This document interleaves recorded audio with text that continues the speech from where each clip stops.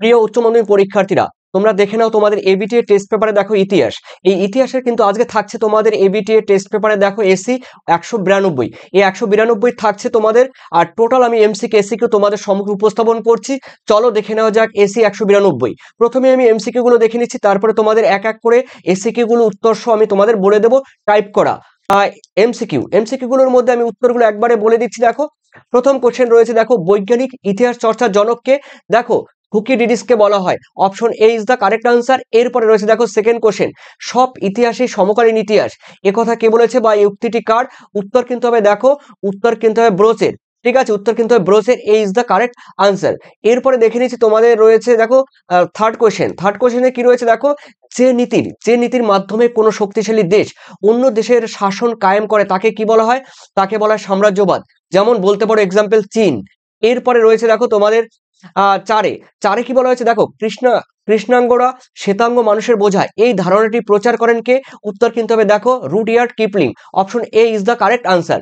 এরপরে রয়েছে দেখো তোমাদের পাঁচে কি রয়েছে? দেখো, ভারতে প্রথম রেলপথ প্রতিষ্ঠিত হয় দেখো কোথায়? মহারাষ্ট্রে, মুম্বাই থেকে থানে পর্যন্ত।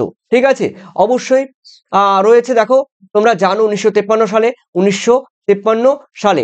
এরপরে রয়েছে দেখো তোমাদের ছয়ে, কলকাতা সুপ্রিম কোর্ট স্থাপিত হয় কত সালে? দেখো 1774 সালে। দেখো, B is the correct answer. এরপরে দেখে নিচ্ছি তোমাদের স্তম্ভ মেলাতে হবে। দেখো, বলা হয়েছে প্রথমে বলা হয়েছে বর্গের সন্ধি।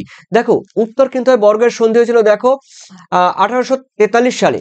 এরপরে রয়েছে দেখো টিয়েনসিনের সন্ধি হয় কত সালে? দেখো, উত্তর কিন্তু হবে তোমাদের ডি, দেখো 1858 সালে। এরপরে পিকিং এর সন্ধি হয় কত সালে? দেখো, উত্তর কিন্তু হবে 1860 সালে। এরপরে নানকিং এর সন্ধি হয় দেখো 1842 সালে। অর্থাৎ অপশন তোমাদের C is the correct answer. Okay, এরপরে দেখে নিচ্ছি তোমাদের দেখো পরে রয়েছে আটে, বলা হয়েছে বর্তমান ভারত রচনা করেন কে? উত্তর কিন্তু হবে স্বামী বিবেকানন্দ।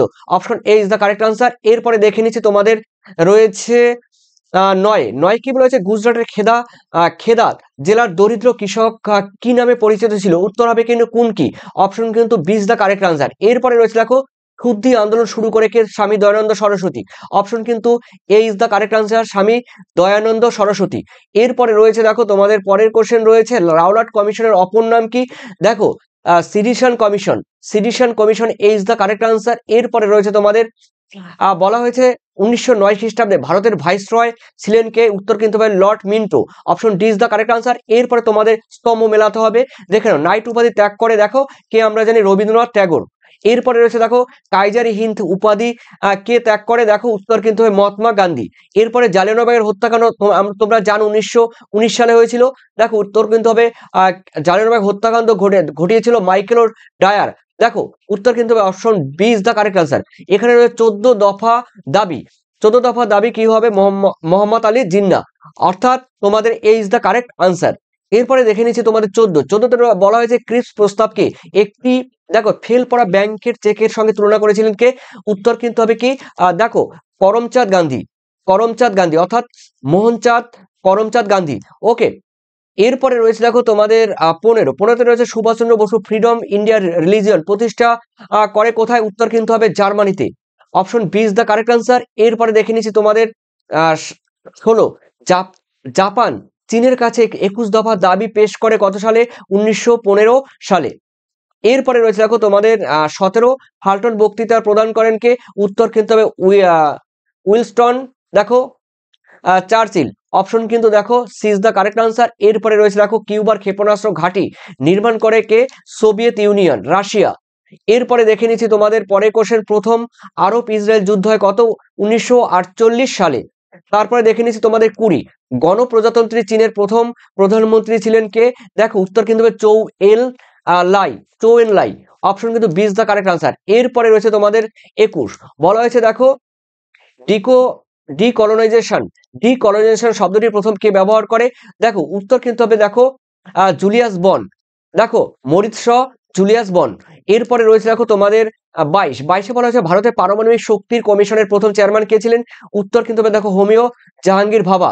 অপশন কিন্তু D is the correct answer. এরপরে রয়েছে তোমাদের 23 বলা হয়েছে নেহরু মনলানবিশ মডেল প্রয়োগ হয়েছিল দেখো কোন পঞ্চবার্ষিকী পরিকল্পনায়? উত্তর কিন্তু হবে দ্বিতীয় পঞ্চবার্ষিকী পরিকল্পনায়। এরপরে রয়েছে দেখো তোমাদের 24 সার্কের বর্তমান সদস্য সংখ্যা বর্তমানে কিন্তু 8, শেষে যুক্ত হয়েছে 2007 সালে। দেখো কে যুক্ত হয়েছে, তার নাম দেখো সেই দেশটির নাম হলো আফগানিস্তান। আফগানিস্তান হলো সার্কের একদম 8তম দেশ, ঠিক আছে। আর সার্কে তোমরা জানো এর সদর দপ্তর হলো নেপালের কাঠমান্ডুতে। আর সার্কের প্রথম সম্মেলন হয়েছিল বাংলাদেশের ঢাকায়। আর সার্ক কথাটি প্রথম বলেন জিয়াউর রহমান। এরপর তোমাদের এসসিকে গুলো দেখে নাও। দেখো এসসিকে গুলো তোমরা দেখতে পাচ্ছ 194 রয়েছে। ইউরোপের সর্বাধিক গুরুত্বপূর্ণ ঔপনিবেশিক শক্তি কোনটি? দেখো উত্তর দেখো নেপোলিয়নের পতনের পর ভিয়েতনাম কংগ্রেসে সমবেত হয় এবং ইউরোপের ক্ষমতার একটি নতুন ভারসাম্য প্রতিষ্ঠা করেন। 5 বড় শক্তি, দেখো এখান থেকে লিখবে তোমরা 5 বড় শক্তি হলো এখানে যুক্তরাজ্য রয়েছে, ফ্রান্স, রাশিয়া, অস্ট্রেলিয়া আর রাশিয়া, ঠিক আছে এগুলো। তো এরপরে রয়েছে দেখো তোমাদের রয়েছে পরে রয়েছে দেখো উন্মুক্ত দ্বার নীতি প্রবক্তাকে। দেখো উন্মুক্ত দ্বার নীতির প্রবক্তা এখানে বলে দিয়েছে। দেখো চীনের আধুনিক অর্থনীতি ইতিহাসে ওপেন ডোর নীতি বলতে বোঝায় 1978 সালের ডিসেম্বরে। দেখো তোমরা এটুকু লিখবে ডেং জিয়াওপিং কর্তৃক ঘোষিত নতুন নীতিকে চীনে স্থাপন করতে চায় এবং বিদেশি ব্যবসার দরজা খুলে দেওয়ার জন্য, অর্থাৎ বুঝতেই পারছো। এরপরে রয়েছে দেখো তোমাদের 3 বলা হয়েছে বাণিজ্যিক মূলধন বলতে কি বোঝো? অথবা দিয়ে তোমাদের রয়েছে কিন্তু বর্ণ বৈষম্য নীতি কোন দেশে বলবৎ ছিল? দেখো উত্তরগুলো লিখে দিয়েছি, তোমরা স্ক্রিনশট দিয়ে নিতে পারো। আর এরপরে রয়েছে দেখো তোমাদের 4 বাংলা দ্বৈত শাসনের অবসান কে ঘটান? দেখো বাংলা দ্বৈত ওয়ারেন হেস্টিংস, ঠিক আছে। তো 1772 সালে ব্রিটিশ সরকারের গভর্নর জেনারেল ওয়ারেন হেস্টিংস দ্বৈত শাসন ব্যবস্থা চিরতরে বাতিল করে। এরপরে বলা হয়েছে দেখো ভারতের রেল স্থাপনের পথিকৃৎ কে ছিলেন এবং কাউতাও প্রথা কি তোমরা জানো। আর দেখো 1854 সালে ভারতের তৎকালীন গভর্নর জেনারেল লর্ড ডালহৌসি ভারতের প্রথম প্রধান অঞ্চলগুলি জুড়ে একটি ভারবাহী রেলপথ নির্মাণের পরিকল্পনা করে। এরপরে রয়েছে দেখো তোমাদের রয়েছে ইতিহাসে রয়েছে এমসিকিউ রয়েছে, এসসিকিউ রয়েছে এবং ব্রড কোশ্চেন রয়েছে। পুরো তোমরা সাজেশন পেয়ে যাবে। আর সঙ্গে এবিটি এর টেস্ট পেপারের এবং ডাব্লিউবিএস এর টেস্ট পেপার তোমরা পুরো সলভ পেয়ে যাবো এই ইতিহাসের, ঠিক আছে। তো রয়েছে দেখো 7890404016 এই নাম্বারে তোমরা কিন্তু হোয়াটসঅ্যাপ করলেই তোমরা কিন্তু পিডিএফ পেয়ে যাবে। আর এই পিডিএফ পেতে গেলে অবশ্যই তোমরা লাস্ট মিনিট সাজেশন, এই লাস্ট মিনিট সাজেশনের মধ্যে থাকছে তোমাদের কিন্তু পুরো পিডিএফ এবং উত্তর সহ এমসিকিউ এসসিকিউ বড় প্রশ্ন সঙ্গে এবিটি টেস্ট পেপারের সম্পূর্ণ সলভ থাকছে। এই হোয়াটসঅ্যাপে তোমরা কিন্তু যোগাযোগ করবে যারা নেবে তাদের জন্য, ঠিক আছে। তবে 135 তোমাদের কিন্তু পেমেন্ট করতে হবে। ওকে, এরপরে দেখে নিচ্ছি দেখো তোমাদের দেখো কলকাতা স্কুল বুক সোসাইটি কে প্রতিষ্ঠা করেন? আলিগড় আন্দোলন কি? দেখো উত্তরগুলো কিন্তু টোটাল আমি দিয়েছি। AITUC কবে গঠিত হয়? 1920 সালে দেখো বোম্বেতে। এরপরে রয়েছে দেখো চৌঠা মে আন্দোলন বলতে কি বোঝায়? সান ইয়ান সেনের বিখ্যাত নীতি 3টি নীতি উল্লেখ করো।